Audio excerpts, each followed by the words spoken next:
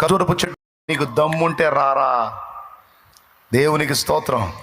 నాకు దమ్ము లేదు, కానీ నన్ను పిలిచిన వాడు దమ్ము గలవాడు. ఆయన ఇస్తాడు, నేను కూడా వస్తా, నేను కూడా చేస్తా, నేను కూడా వస్తా, నేను కూడా చేస్తా. నా ప్రభు నా చేపట్టుకున్నాడు. నా ప్రభు ఆశ జయించాలన్నది నా ఆశ కాదు, నన్ను గెలిపించాలన్నది నా ప్రభు ఆశ. నిన్ను గెలిపించి నిలబెట్టాలన్నది నా యేసయ్య ఆశ. నిన్ను ఓడగొట్టాలని కాదు, నిన్ను గెలిపించాలన్నది నా తండ్రి కోరిక. తెలుసా నీకు ఆ సంగతి?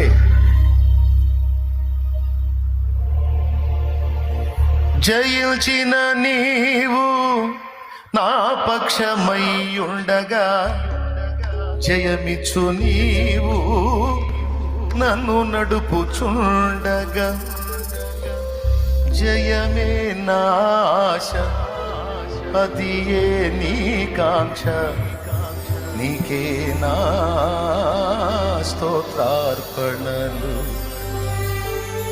నా యేసయ్యా నీ దివ్య ప్రేమలో నా జీవితం పరిమళించెనే.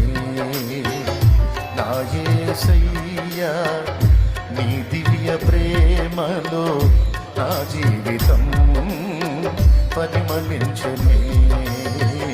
నా జీవితం పరిమళించెనే. హల్లెలూయా. ఖర్జూరపు చెట్టు యేసయ్యను సూచిస్తుంది. వినండి బాగా. ఖర్జూరపు చెట్టు మనల్ని సూచిస్తుంది. ఖర్జూరపు చెట్టు సంఘాన్ని కూడా సూచిస్తుంది.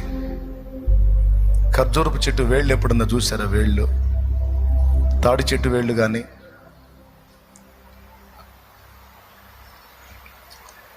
వేప చెట్టు, మిగిలిన చెట్లు, మామిడి చెట్టు, వేప చెట్టు, రకరకాల చెట్లు ఉంటాయి. చెట్టు ఏడుంటే వేర్లు పోయి ఆడో ఉంటాయి. భూగర్భంలో వేర్లు ఎక్కడో ఉంటాయి. కొంగటేరు ఒకటి నిలువున లోపలికి వెళ్ళిద్ది, మిగిలిన పక్క వేర్లు అన్నీ పోయి ఎక్కడెక్కడెక్కడెక్కడెక్కడెక్కడెక్కడెక్కడో ఉంటాయి.